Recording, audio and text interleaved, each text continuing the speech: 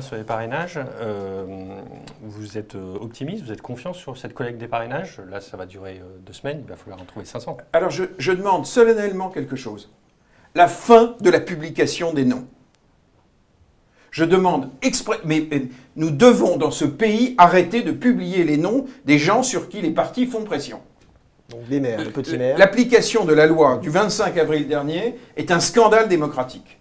Tout simple. Je vais vous expliquer la mécanique, parce que les Français ne le savent pas.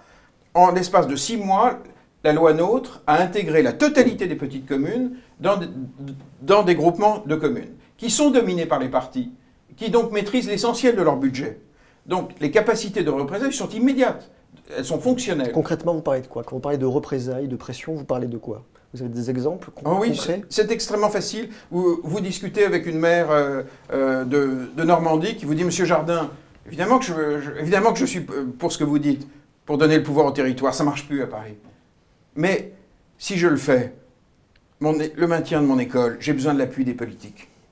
Parce que si mon école ferme, la population va se retourner contre moi. » Vous entendez des maires... Mettez-vous à sa place. Vous entendez des maires vous dire, il y a des politiques qui me disent, vous signez pour quelqu'un d'autre, je peux faire pression pour que vous n'ayez pas les budgets, ou je ne pourrais pas... C'est soit explicite, comme ça, oui. Et là, les élus vous le disent, soit c'est implicite, c'est-à-dire qu'ils savent que... D'ailleurs, les maires, lorsqu'ils parlent des gens des partis, ils disent « les politiques ». Il faut savoir que nos maires, en France, emploient le mot « les politiques », ils oublient quasiment que ce sont eux.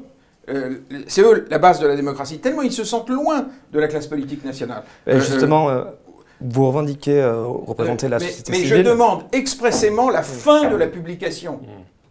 Il faut qu'on revienne à des pratiques démocratiques normales. Cette loi du 25 avril est un scandale.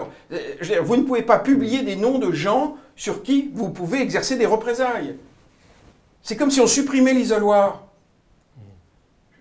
L'appel est lancé.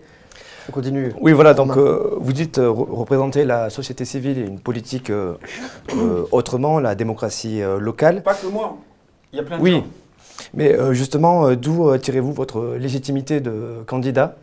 Est-ce que ça ne fait pas un peu aventure personnelle au regard de l'offre qu'il y a aujourd'hui à la présidentielle? Alors, le mouvement des citoyens est issu d'un énorme mouvement qui s'appelle la Maison des citoyens. Il y a 200 maisons des citoyens en France.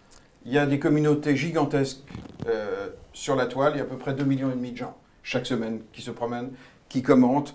On a des taux d'interaction d'à peu près 500 000 personnes par semaine. Donc ce sont des masses considérables. C'est vous qui portez cette candidature, Alexandre Jardin. Oui, oui. Je me sers de moi. Parce que c'est profondément du collectif. On est dans cette culture-là. Donc évidemment qu'on est culturellement mal à l'aise en face d'une élection présidentielle qui personnifie à outrance. Mais oui, parce que culturellement, on est dans du nous.